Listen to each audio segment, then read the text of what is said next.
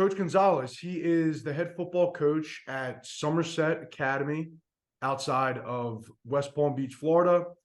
So, Coach, he has some college playing experience at a Division II school called Upper Iowa University.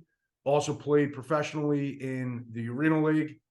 So, to kind of kick things off, Coach, can you share with the audience a little bit about your background and how you got into coaching?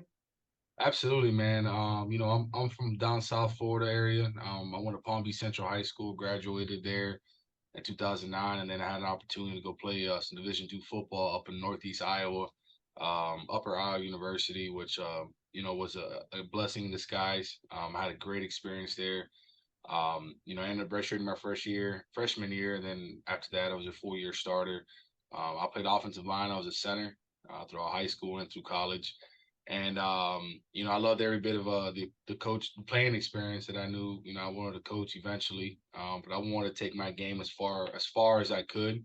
Had an opportunity to try out for some arena teams. Ended up with the Iowa Barnstormers, which was right near in the backyard of Iowa, and played a season and a half there in 2015. Played a little bit in 2016, and I got cut and finished off at another arena team down in Chicago for a little bit, and pretty much after that, I knew it was kind of my time. I gave myself a 3-year window cushion to try to make it to the big leagues, but it was great experience. I enjoyed every bit of it, and I think it definitely allowed me to to coach and kind of give back a little bit what I'm doing now. Very cool. So, how was that experience go from Florida to Iowa? I'm sure a Uh, little bit of culture shock, right? oh, absolutely, man. It was a culture shock for real. I mean, being down here in South Florida my whole life, not really experiencing anything colder than 55 degrees, and that was probably really cold for me to go up there and getting my first experience with snow. And I remember my freshman year having a snowstorm and our blizzard came through, and first experience of that. So it definitely was a culture shock. I definitely woke up every morning for the 4.5 years I was there. How did I end up in Iowa? But you know what? I wouldn't give it back for anything. I had a great experience there. I played. I got what I wanted. I got an education out of it, degree out of it. So I call it my second home. I call Iowa God's country. So eventually, I'll probably see myself back there with my family. Very cool. So, what were some of the main differences between playing Division II college football and playing in the Arena League? The set of rules are obviously a little different. I think the playing experience wasn't too different. I had an opportunity to play guys uh, that were in training camps in the NFL, or they were in the Canadian League. So playing against those guys or having them as my teammates, kind of feeding off each other. We all have one common goal, right? Our common goal was to try to make it to the NFL, or at least the CFL. And there were some guys that enjoyed playing the game so much that if they were hometown guys, and they made it on the team and they were playing, they were just that was satisfying for them. But our common goal was kind of to develop, get some more film, and trying to give us an opportunity to go to the next level, which worked out for some, and some, we kind of just that was our end, which I was okay with. Yeah. And how did that experience help you get into coaching in the coaching profession now? So I had an athletic director in college, David Miller, and he always said that you'd be a great coach when you get into it. And I never at that point really saw myself coaching, not yet at least. But once I came back home, I was settling down with my wife now. I wanted to get into coaching. I wanted to get back to the athletes, and football's such a passion for me that I want to be able to stay around it. If I can't play it anymore, it's that saying that you want to come and coach it. So I started my coaching career in 2014. My offensive coordinator in high school actually got a job at a local high school here. So he called me to coach the offensive line, and I thought it was a great opportunity to kind of get my foot in the door, kind of get that experience, and started coaching the offensive line there. 2014, I took good year and a half gap from playing, and then when I got back in 2016, he had gotten another coaching position, head coach at this school in 2017, and called me up to coach the offensive line, and the rest is history. I've been here since 2017 at Somerset Canyons, and I'm going to my third year as head coach, and I give it all to that. But coaching has been a blessing, being able to give back to the kids and kind of share the knowledge that I've had and learned, and also learn at the same time. I'm learning every day. This game of football, you're constantly learning, so it's pretty cool. Yeah. So you mentioned you got into coaching in 2014, and for a lot of guys, like I know it takes many years to get to the point where you're at, and you said you started as a head coach 3 years ago. So what's that been like as a young head coach? It's had its challenges, but it's been very blessing. I've always aspired when I got into coaching. My goal was to be a head coach one day, and I knew that was going to happen eventually. I knew that was going to be in the cards for me. I didn't expect it to be this early, this young, in my career, but the opportunity arose. Being part of this school that I'm at now since 2017, kind of watching it grow from playing 4 o'clock games in the afternoon to now playing Friday nights at 7 with a brand new stadium and turf and lights. When the coach stepped down a couple of years ago, just because of my passion for the team and for the school. I interviewed it a couple of times to kind of see if I was ready for it. I wasn't ready in 2018 when I interviewed for it. Stuck around a little bit, kind of got a little bit more knowledge and more experience, aside from the X's and O's, because being a head coach is more than X's and O's.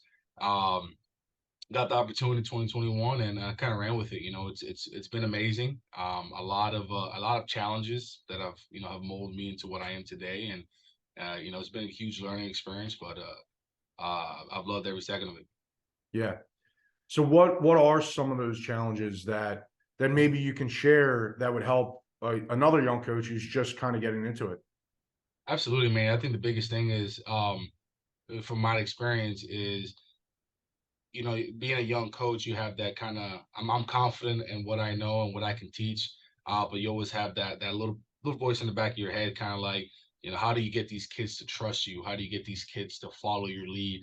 And then just kind of show them that, I'm gonna give them as much love as, I give my own kids, um, and within giving me the opportunity, just kind of show them what we can do, letting them have a voice, kind of lead the team, be a player led team, with some managing behind it. But that was the biggest. I think it wasn't too hard for me to transition to it because of the group of kids that I've had them since they were freshmen when I started coaching. So I was able to get that trust. They were able to get other guys that were new in, like, hey, listen, coach knows we got, let's just trust him and go forward.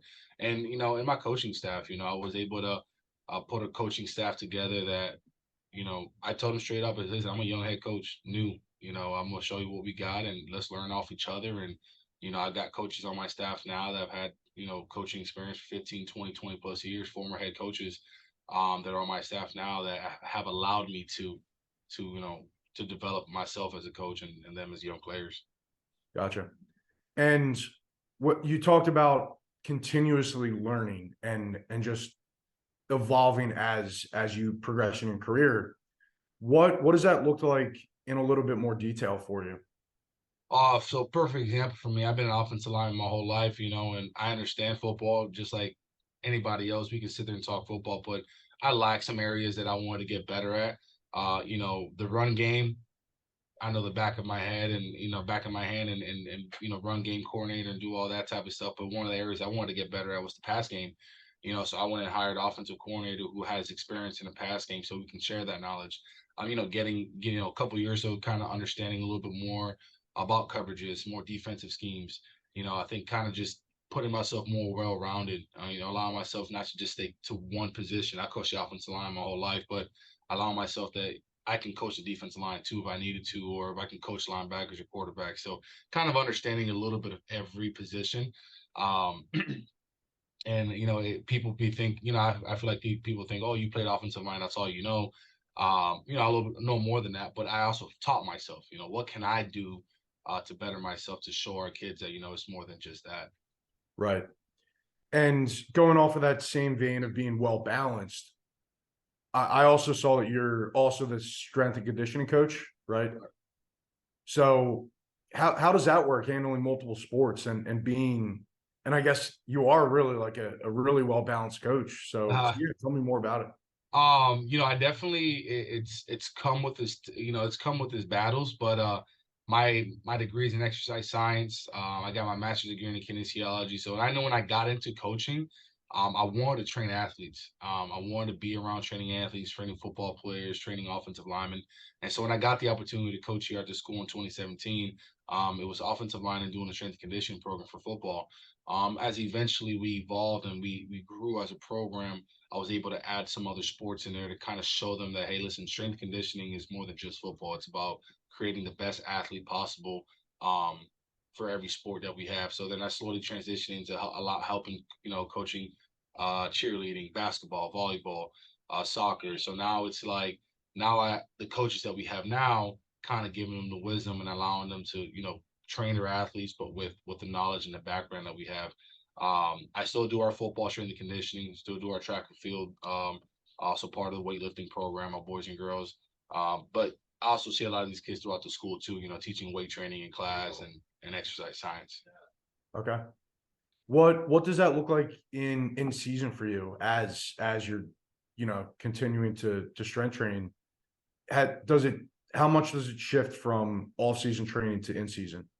It's just a little bit about how many days we lift. We've gone from 4 days from the off season all summer to going down to about 3 days. 2 days full bodies or upper and lower, and then a full body day after that. But what it is, because I don't have a true, like some programs, some schools out there have a design class that is for football and it has all their football players in one. Because the way the structure of our school is, it doesn't allow me to do that. So I have a couple players sprinkled in every class. So I allow them to work out their program and within that class period. We'll have a morning session too with a certain group of kids, and then we'll have a afternoon session before practice with a certain group of kids. So I try to break it up as much as possible, get everybody lifting.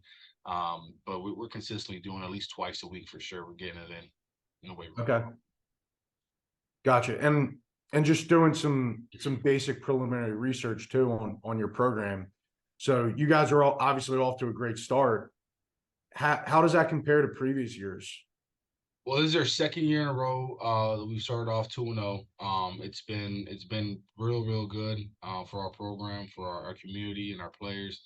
Our next step is, because we're such a young program as well, is to get that next hunch and start off 3-0. We got a big game tonight and against one of our crosstown rivals. So hopefully we get the job done tonight. But we've the last 3 years our program has been on the rise. From wins and losses, winning a little bit more games than before, or winning games that we probably shouldn't have, we would have won 7 years ago. Also the type of players that we are now having in our program come through was also allow us to be where we're at today. And then our coaches, my coaching staff from the offensive side and defensive side, they allow that to happen. Coaches that are about the kids and trying to develop them on and off the field. Gotcha. So I won't take too much more of your time, especially on game day. So any last words of advice you have for the audience? When you got something in mind, a goal in mind, just go with it. I think the biggest thing is kind of go with it. Take it day by day. Like I tell my players, one foot in front of the other. Everything else will fall in its place. All right. Awesome. Coach, thank you very much for taking the time, and good luck tonight. I appreciate it, man. Thank you so much. Thanks.